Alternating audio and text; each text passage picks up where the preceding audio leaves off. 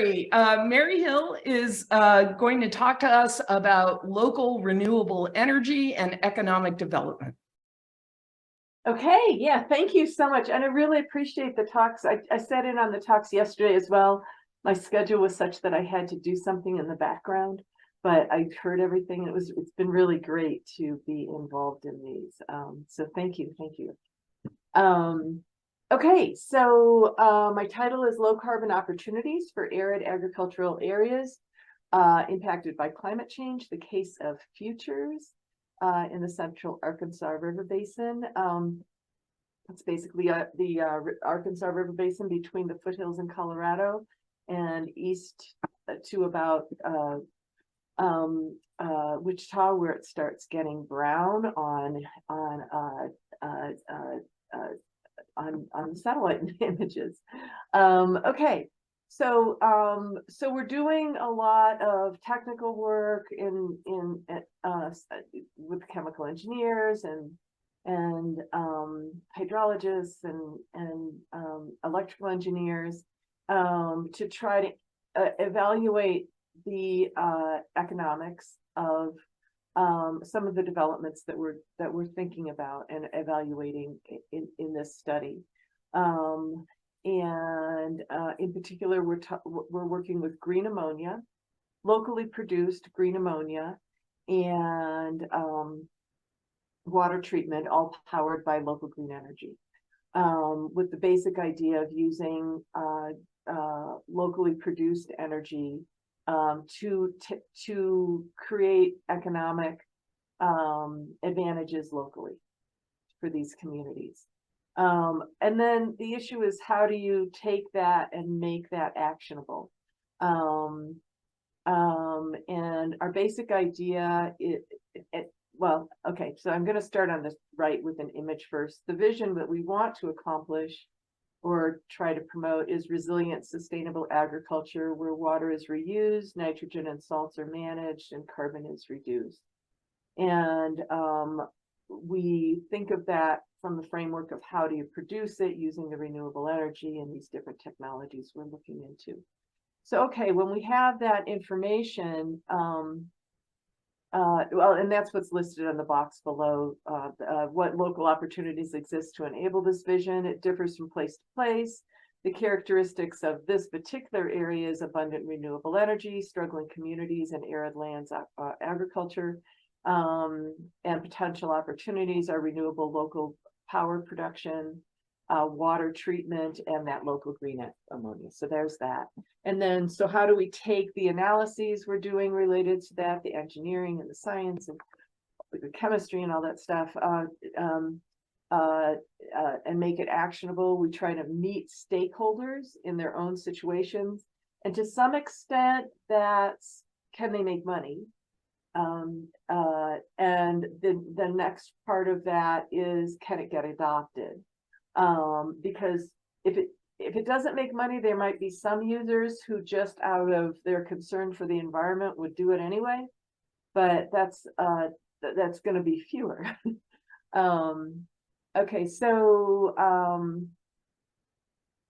we assess agriculture, energy, and water technology to identify feasible, ongoing technical, operation, and economic choices. So we evaluate those. The choices involved there, the choices are those of the community, of the farmers, of and those choices can be thought of as the adaptations we need to address challenges such as water depletion and climate change. Essentially, what I tend to say is we got into the mess of climate change because people made choices to use a lot of cars and to do a lot of things over the last 120 years that were supported by government policies, by government subsidies, by advertising, by all sorts of different things, by convenience, by whatever. But it's because people made those individual choices that it all accumulated. And now we need to be thinking about what adaptations and choices can be available to make to get us out of this. And so the question becomes how does that technology actually get adopted? And that requires a lot of communication with the community. both communication that goes back both ways. We engage our partners via advisory groups, via a survey that we conducted, structured interviews, and then development of decision support tools. So those are the mechanisms that we're using on this project. And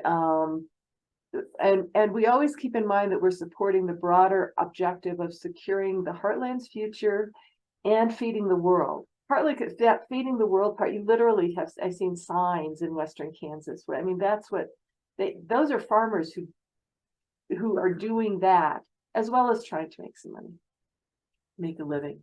Okay, so next slide, please. Okay, so then we were asked to say what my most important lesson or question in stakeholder engagement was. We've done the survey. It was completed a while ago. It's still being analyzed. The article is in progress. We contacted almost 5,000 people. We were hoping for a 5% response. We got 215, which is a little like 4%. So I thought that was pretty good. But the results addressed basically 3 questions. Are they familiar with the new methods? Are they method? It was actually, no, I'll say that in a minute. Okay, are they familiar with the new methods? Who do they trust and find helpful in general?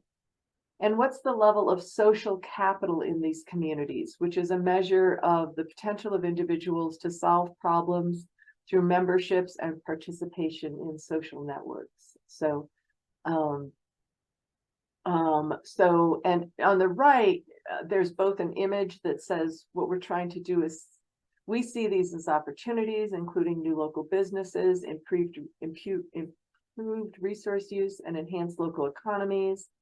And in the selected surveys that we've done, some of the highlights are that there's a lot of people who have no idea, and most people had no idea that fertilizer has generally been made up to now and continuing by natural gas, that it produces carbon in its production, and that it could be made with renewable energy. They tend to trust agricultural extension members and other farmers the most. And they actually have a pretty good sense of community and social capital. There are positive relationships that can be drawn on to accomplish communal goals. We're now working with structured interviews, putting together questions for those. We have an our ag economist at Kansas State University has a very good connection with especially the large farmers, and that's in Kansas. But we'll try to, and truthfully, most of our structured interviews are probably going to take advantage of those connections, even though our study area has 5 states in it. We do try to reach out to other states as well. It's just a little easier because our contacts are in Kansas. And there is considerable interest in these, especially the producing green ammonia locally. When fertilizer prices went up to $1,500 before the election last year, that there was a lot of interest. There was a lot of interest. So, and the farmers don't like being just tugged around by big companies that do that kind of thing to their prices. So, so there's interest. Okay, that's what I have. Thank you so much. Terrific. We've got a couple minutes for questions. Any questions?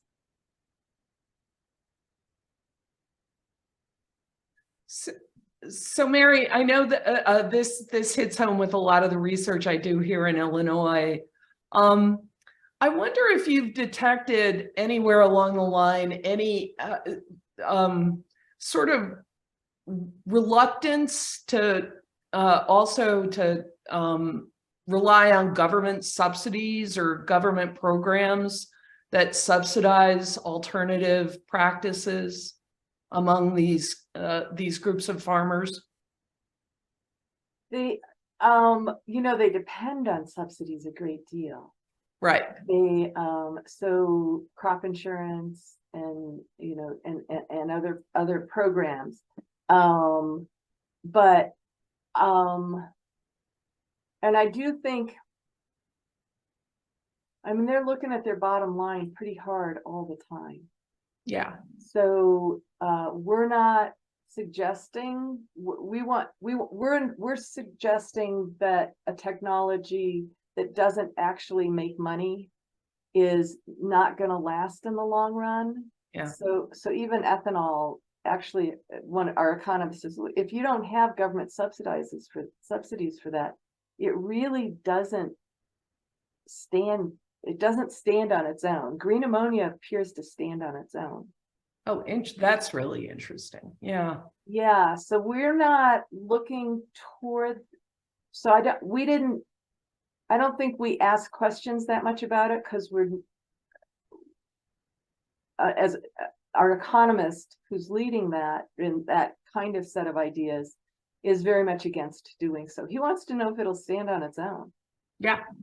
So, and if it'll, if it'll be attractive on its own. Right.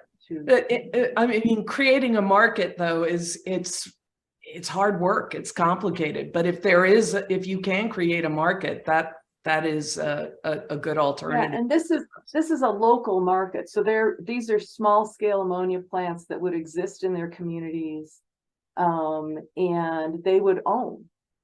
And basically that money that's going out of their communities for ammonia now, which is billions of dollars, would stay in the community. So and they would have control over those prices.